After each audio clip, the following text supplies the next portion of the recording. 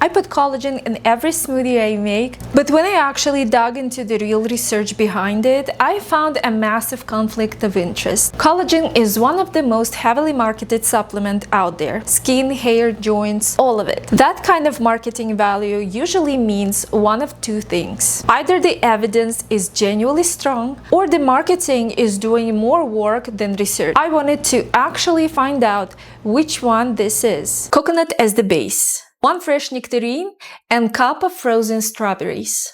Half a lemon juiced. That's not just for flavor, I will explain why in a minute. A tablespoon of hemp hearts.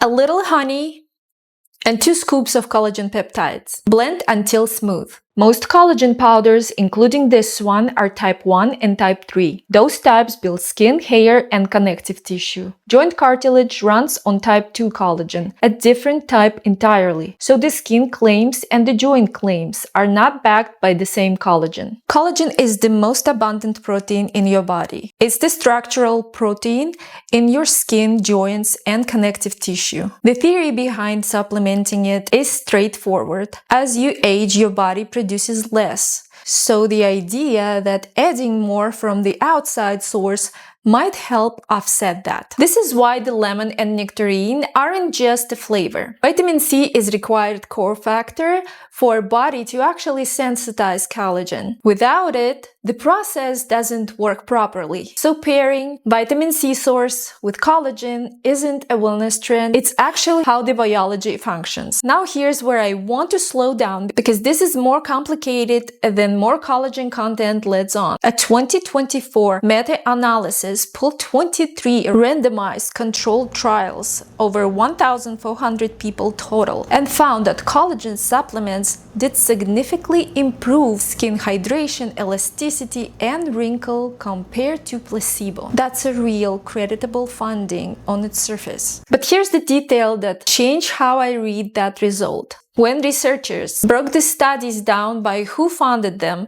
the picture split. Studies funded by collagen companies showed a benefit. Independently funded studies did not find a significant effect. And when they broke it down by study quality instead, the same pattern showed up. High-quality studies showed no significant effect, while low-quality studies were the ones showing improvement. That doesn't mean collagen definitely doesn't work. It means a meaningful chunk of the positive evidence out there is coming from research funded by companies with a financial interest in the positive results. And the more rigorous independent research is far less conclusive. There is still real research showing benefit, including well-designed placebo-controlled trials measuring things like skin hydration and elasticity with actual imaging, not just self-reported opinions. So it's not nothing, it's just not the slam dunk the marketing suggests either. This batch came out to about 175 calories and 10.5 grams of protein per serving, where I have landed after actually digging into this. I'm not stopping using it. The biology makes sense, and some solid research does support it. But I'm also not going to tell you it's guaranteed to change your skin because the independently funded research doesn't back this up as strongly as the industry-funded studies do. Does knowing that changes how you feel about collagen? Let me know. And if there's another supplement you want me to actually dig into the funding and the research on, tell me which one. Follow along, I cover one ingredient at a time. Bye.